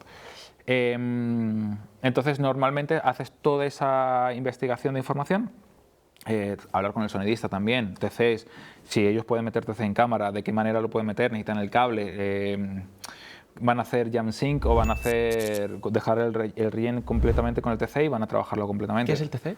El timecode, el código de tiempo. O sea, si tú para hacer sincro de audio, normalmente las cámaras no tienen audio integrado. Normalmente no dejamos meter el audio integrado porque montaje no lo quiere. Entonces, si montaje no quiere audio integrado, ¿cómo haces sincro de audio? ¿Vale? Con el audio real, con el audio bueno de la grabación y con el material de cámara. Pues normalmente se usa con el código de tiempo. Si el código de tiempo fallara, es decir, el audio y la cámara tienen que estar sincronizados, ya sea por la hora o ya sea por un número X, pero que tiene que ser el mismo en los dos archivos. Si falla un frame, no se sincroniza. DaVinci o cualquier programa de edición o Avid no hace sincro automáticamente, entonces tienes que hacerlo manual. ¿Cómo se hace manual? Con la claqueta. ¿Vale? La claqueta es el último recurso por el cual se utiliza para hacer sincro de audio. Entonces, el chaca de la claqueta, no visualmente la claqueta, más que nada. Entonces, el código de tiempo es un sistema que te ayuda y que te facilita mucho el trabajo y facilita el montaje para hacer la sincronización entre audio y vídeo y que ahorres tiempo. Más que nada, porque si lo haces manuales, clip por clip por clip. Y para eso ponen el Tentacle o algo así, ¿verdad? El Tentacle es el sistema, es el más barato, si no recuerdo mal, es el más sencillo, funciona bastante bien y puede sincronizarse con el móvil y la verdad es que es muy versátil, la verdad ha crecido un montón y es súper versátil para conectarlo en todas las cámaras. Entonces es muy pequeñito y funciona de puta madre. Hay otras que, por ejemplo, Zaxcom, que es igual pero mucho más grande, puede mandar metadata del sonidista a la propia cámara. Parece espectacular. Es una carpeta casi que puede mandar audio y TC al mismo tiempo. Y si el sonidista, por ejemplo, que lo suelen hacer mucho, pone el nombre de la claqueta, lo pone en su grabador, la propia cámara lo puede recibir por el propio información de TC. O sea, hay una cantidad de cosas, es muy caro, pero es espectacular. O sea, quiero decir, tú puedes hacer un montón de virguerías a nivel de metadata, a nivel de información, con este tipo de cosas. Entonces, depende un poco, ¿vale? Tentacle es como es más accesible y funciona perfectamente. Hay veces que tienes que resincronizar, pero no nada especial, y Zaxcom es espectacular. Entiendo. Y dentro de, o sea, que acabamos de hacer un paréntesis, dentro del flujo de trabajo, ¿sí? ¿Nos faltaría algo más? Normalmente, claro, es que depende de si el flujo de trabajo es denso o no, si entra una plataforma a juego, a jugar en la producción, si requiere algún criterio en específico. Disney pide que los discos duros que se manden a laboratorio digital estén encriptados, por ejemplo. Entonces eso es un impedimento porque la encriptación hace que la velocidad de los discos duros baje. Netflix exige que 24 horas, justamente 24 horas más tarde, esté hecho una copia de seguridad en un sistema de cinta magnética, en LTO. Entonces tienes que hacer un envío todos los días a un disco de tránsito, tú tienes que prepararte para tener X cantidad de discos de tránsito que se van a enviar, muy específicos para X cantidad. Entonces varía según el tipo de trabajo, varía según el tipo de rodaje que vayas a realizar, si es mucho más denso o si no es mucho más sencillo. Entiendo. Entonces hay un estándar, siempre hay un estándar, pero a partir de ese estándar es un abanico de posibilidades según el tipo de rodaje. ¿Vale? O sea, es por no entrar mucho en detalle, porque al final si no es denso. Nos vemos. Ya, es un punto aparte. Vale, pues en un ratito hablaremos sobre la RAID, ¿no? y eso, pasemos un poquito a almacenamiento, ¿no? Entonces, tú en tu RAID o sistema de almacenamiento Sí. utilizas discos mecánicos. Utilizamos discos mecánicos porque es lo más barato. ¿Vale? O sea, entre los discos duros sólidos o los discos duros de memoria no volátil, NVMe, estos pequeñitos finitos, que son los nuevos que están saliendo, el precio por tera es desorbitado, entre comillas, es caro. O sea, quiero decir, está muy bien, pero 8 teras se te va casi a 1.000 euros. Y un disco duro mecánico, 10 teras, son 300 euros. La diferencia es grande. Por eso se usan los discos RAID, porque al final, primero te duran más normalmente, porque al fin son discos duros que es un CD, básicamente, es un disco duro mecánico que da vueltas, es un disco que está leyendo. Ese tipo de discos te pueden durar entre 5 y 7 años, más o menos. Hay algunos que duran 10, según tipo de clase, empresarial, clase consumidor estándar. Entonces, son discos que puedes utilizar a la larga, o sea, puedes alargarlos mucho en el tiempo, son baratos. Son grandes, ese es el problema, son ruidosos físicamente, al final suenan, son discos que suenan. Pero claro, lo puedes utilizar con un tipo de almacenamiento, un almacenamiento RAID, en el cual puedes utilizarlos para que sean seguros, ¿vale? Entonces, el costo entre seguridad, facilidad de uso, versatilidad y poder utilizarlos para hacer varias cosas y jugar bien con ellos, pues funciona bien. ¿Qué es lo que pasa con los discos sólidos o los discos pequeñitos, los NVMe? Que tienen una cantidad de terabytes específicos para escribir, es decir, cuando llega a ese límite, nadie te asegura nada, o sea, que sí funcionan súper bien, pero normalmente fallan. Y que son discos, primero, que se calientan muchísimo, o sea, son súper, o sea, llegan a 50, 70 grados fácilmente, o sea, sin hacer nada, y que son bastante caros. Entonces, claro, para hacer lo mismo, para hacer 40 teras en discos de NVMe, te puedes gastar 4.000, 5.000 euros, y para hacer lo otro, pues te gastas 2.000 euros. Entonces, claro, por eso usamos los discos mecánicos, normalmente. Y a nivel empresarial se suelen usar este tipo de discos por lo mismo, porque luego cambiar un disco de esos es más barato.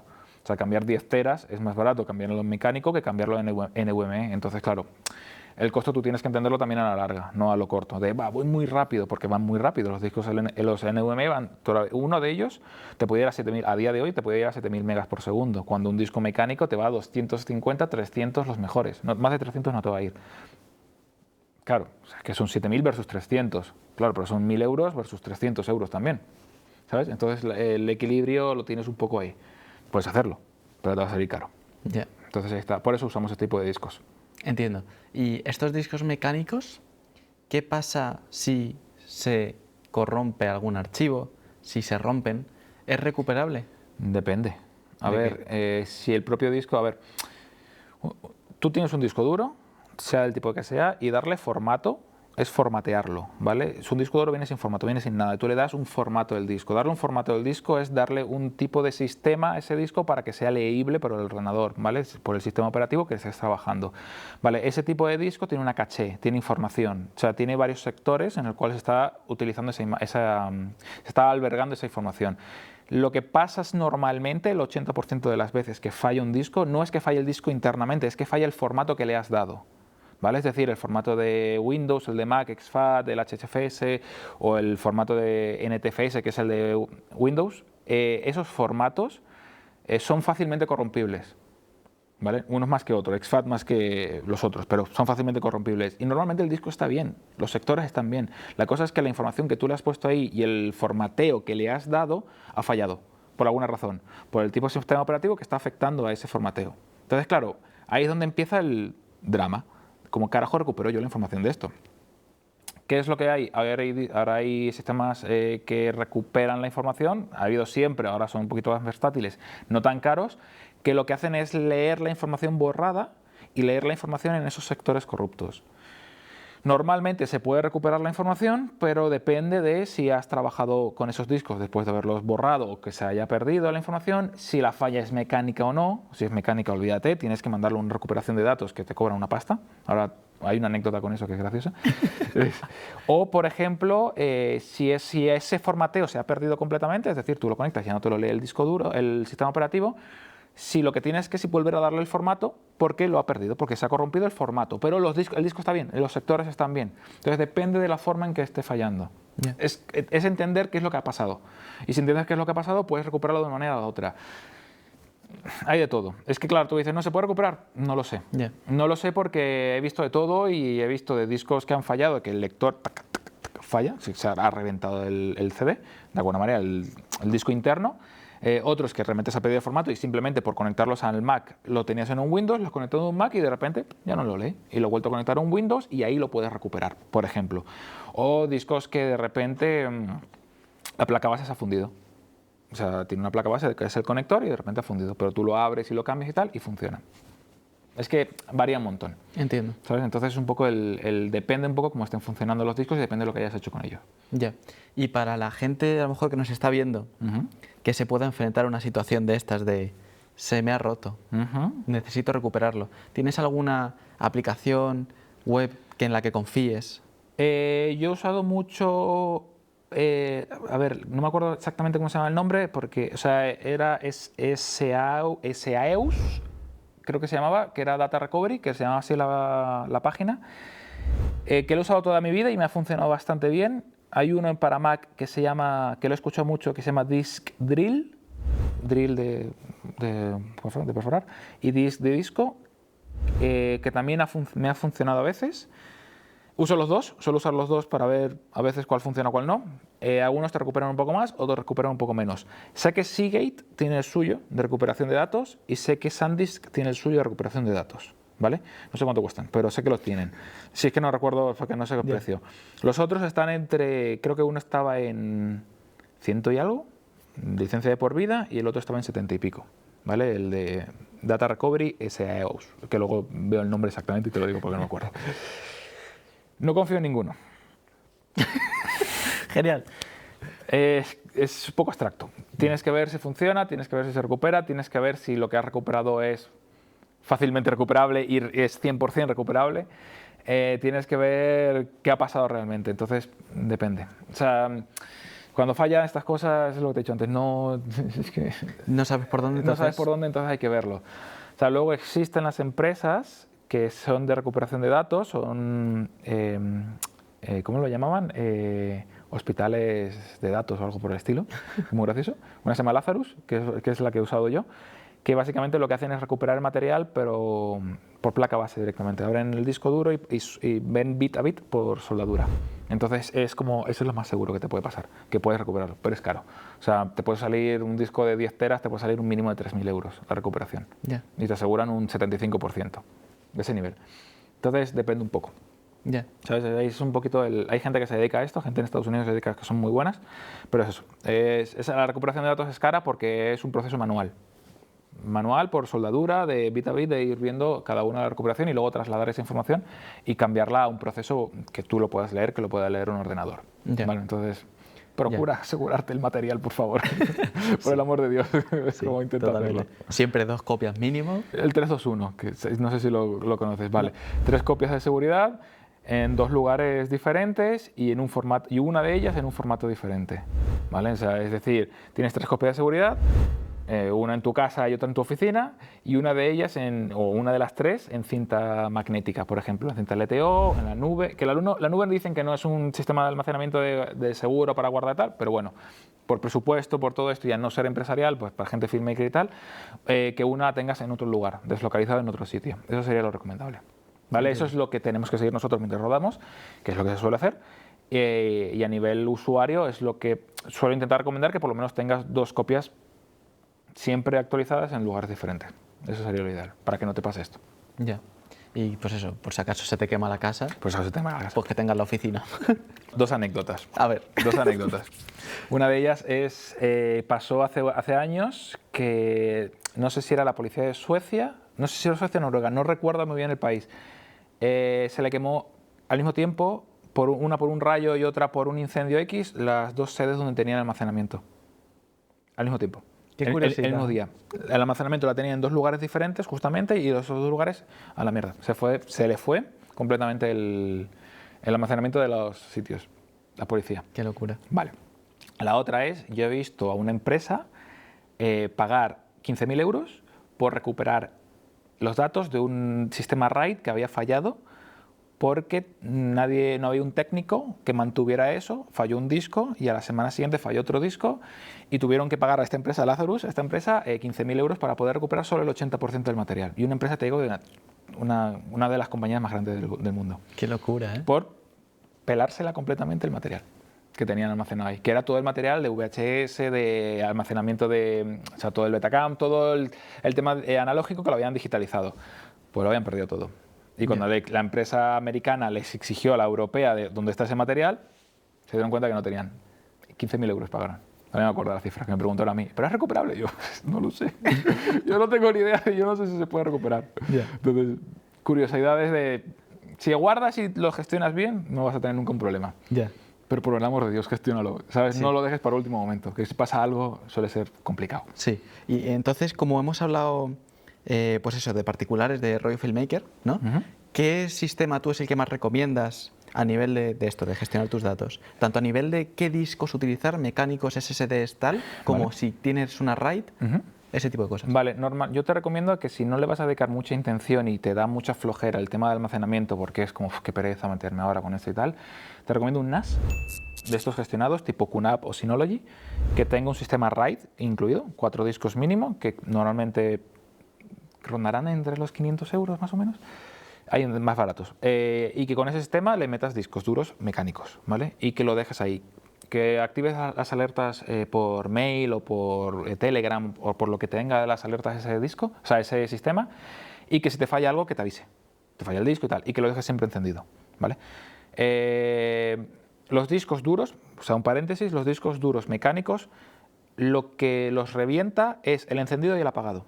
Si yo voy a comprar un disco duro mecánico de segunda mano, yo veo en el sistema que hay un reporte que se llama reporte Smart, cuántas veces ha encendido y cuántas veces ha apagado. Porque es una carga eléctrica que hace que el disco pueda reventar en un momento dado. Antes que la cantidad de escritura que haya tenido y la cantidad de horas que haya estado encendido, ¿vale? Si apagas y enciendes un disco duro 10.000 veces, lo revientas antes que si escribes y lo dejas encendido constantemente. Por eso los lugares empresariales dejan los discos duros encendidos siempre. Con sistemas de seguridad y tal, pero siempre encendidos. Entonces te compras un NAS, te compras unos discos empresariales del tamaño que tú necesites, empresariales por el amor de Dios, aunque te gastes un poquito más, de calidad empresarial, de categoría empresarial.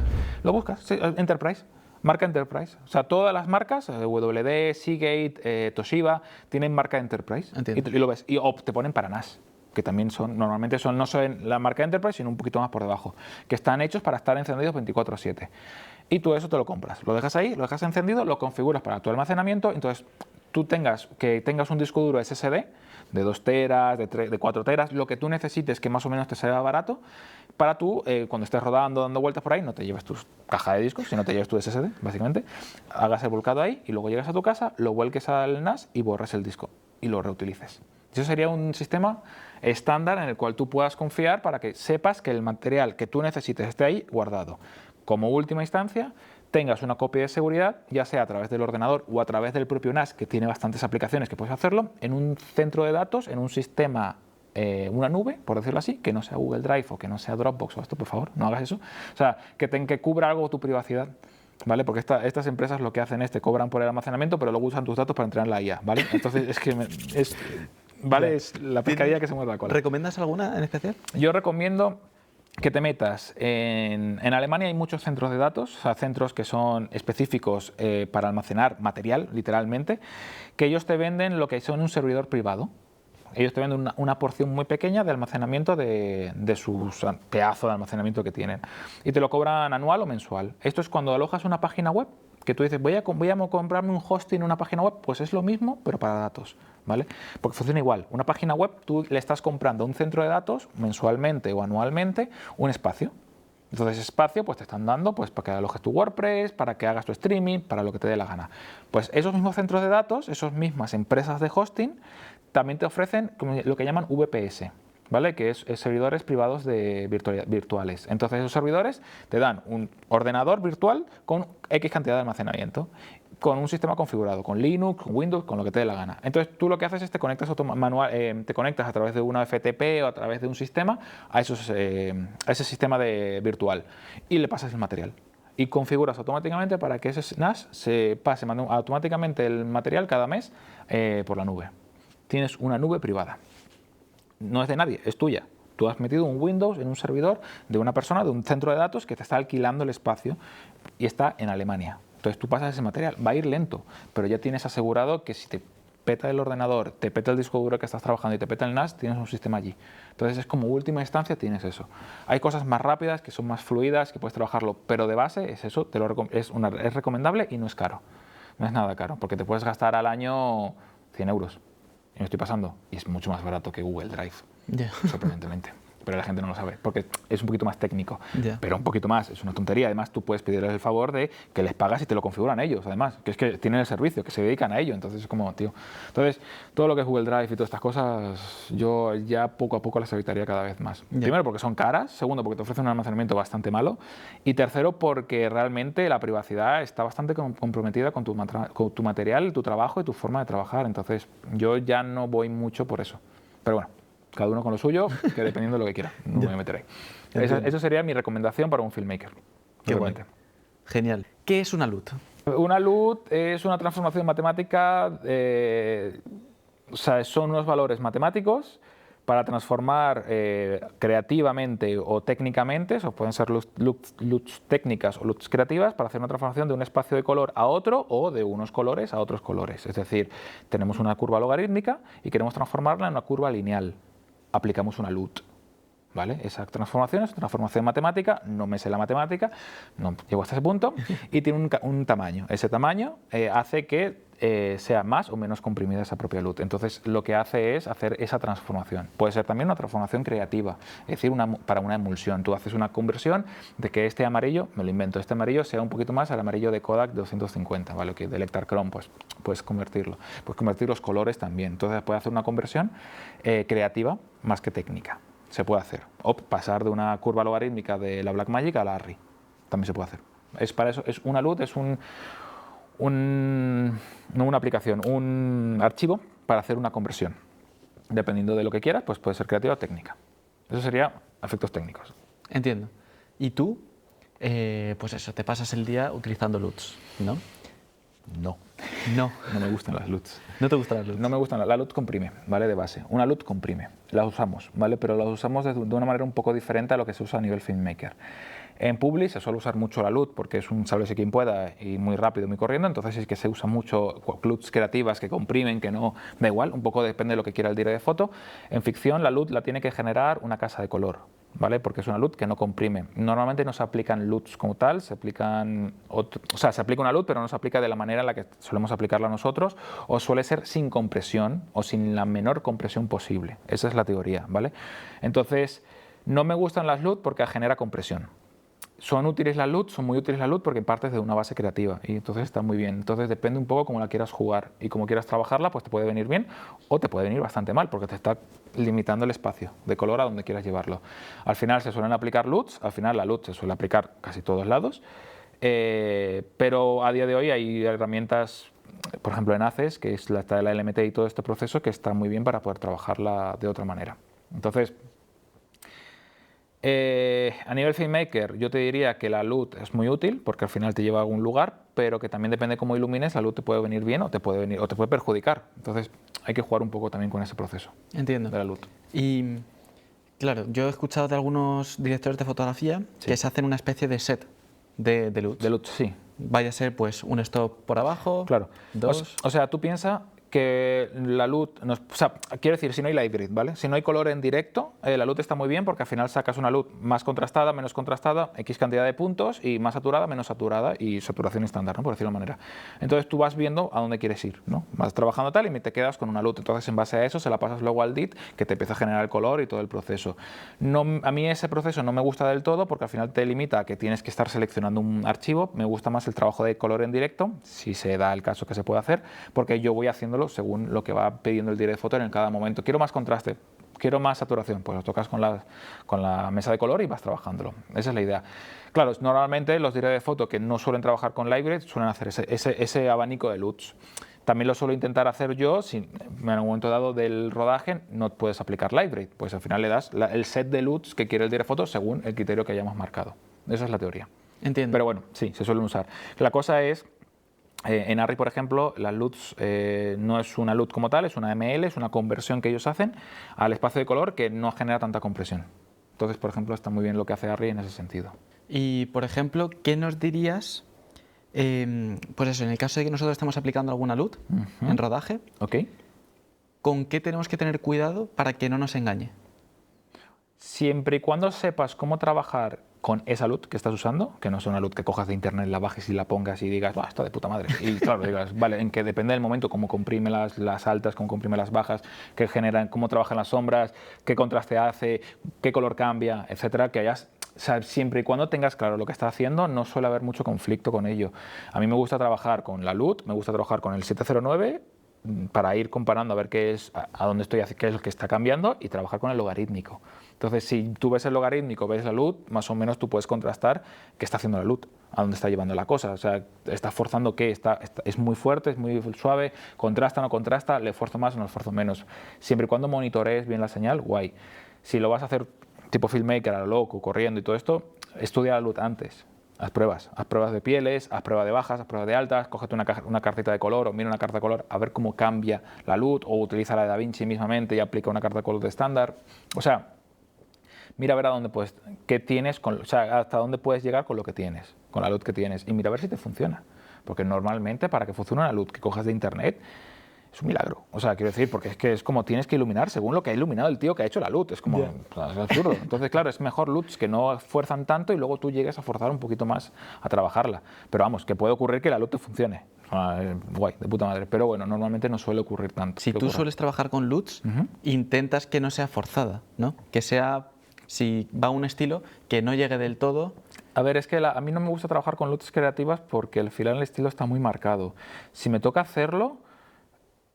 A ver, en Publi, por ejemplo, o sea, que es un poquito más abstracto todo, o sea, abstracto en el sentido de que no está nada como muy cerrado, no hay una preproducción ni nada por el estilo, veo como el estilo visual que me pide el director de foto y yo voy lanzándole LUTs creativas que están forzadas según el criterio que él quiere y que en base a eso lo trabajemos luego en post, ¿no? Entonces, por ejemplo, que ilumine en base a esa LUT, que no hay light grade, que ilumine en base a una LUT que puede estar contrastada porque quiere contraste, porque quiere dejarlo así, porque no quiere que luego se suba o se baje, sino quiere dejarlo como está grabado. Y luego yo lo cojo, yo aplico la LUT, veo si nos hemos pasado con esta LUT o no, y lo que intento es buscar algo que pueda ir más o menos acorde a ello y luego cuando estoy revisando y tal, digo, vale, ok, pues lo he contrastado un poquito porque veo que está forzando mucho la iluminación y veo que no es buena idea porque puede que sature más, o sea, sobreexponga más de la cuenta, pues le bajo todo un poquito y le doy otra LUT que esté un poquito más por debajo. En Publi. En ficción, normalmente hablas con la casa de color, aplicamos con las pruebas de cámara, vemos la LUT, vamos aplicándola y yo puedo pedir a la casa de pospo, oye tío, mándame esto de esta manera, de esta manera, de esta manera, que vamos a ver con estas opciones. Y ya luego yo con esa LUT o con ese Power Grade que me pueden mandar si trabajan en DaVinci o lo que sea, yo ya aplico el resto. Más saturación, menos saturación, y hago como el abanico de LUTs que existen. Entonces, depende del proyecto, esfuerzo más o esfuerzo menos. La idea es que no. ¿Vale? Lo ideal es que no, pero por ejemplo en Publi sí que es verdad que a veces tienes que hacerlo porque no tienes tiempo, hay que aplicarlo y quiere una cuestión creativa que hay que hacerlo ya, entonces hay que hacerlo. Entonces depende un poco. Hay una, por ejemplo, en un proyecto anterior, rodando con un coche, la LUT, tuve que aplicar una LUT de conversión del color del coche para que se pareciera al color real, porque la cámara cuando lo captaba, por la iluminación que estaba puesta y tal, era un color diferente. Y tuve que aplicar una LUT que viraba el color del coche, que viraba los rojos y los ponía en naranjas. Ya. Depende, ¿sabes? Claro, es que son cosas que pasan. Entonces tengo que ir haciendo eso. Depende del proyecto, pues vas haciendo de una manera o vas haciendo de otra. Y ahora me gustaría ir con una curiosidad que yo nunca he entendido del todo. O sea, quizás puedo entender un poco, pero no he entendido del todo. Y es el tema de, a la hora de pasar los brutos, ¿Sí? de grabarlos en disco duro, se suele utilizar DaVinci antes de coger el de la carpeta de Windows y pasarlo directamente. ¿Eso por qué se hace? No solemos usar DaVinci, normalmente, porque DaVinci suele fallar bastante a nivel de volcado Es verdad que si no usas un programa de verificación, el volcado tienes que hacerlo, por ejemplo, con DaVinci, en vez de arrastrar. Arrastrar no verifica. El programa de volcado es un programa que genera un tipo de verificación en los archivos. Es decir, yo cojo el material de aquí, lo paso aquí y luego verifico el source y verifico el destination, verifico las dos. Y esa verificación te crea un archivo de verificación, un archivo que te dice esto está verificado. Por eso usamos estos programas. Verificado de que está todo bien.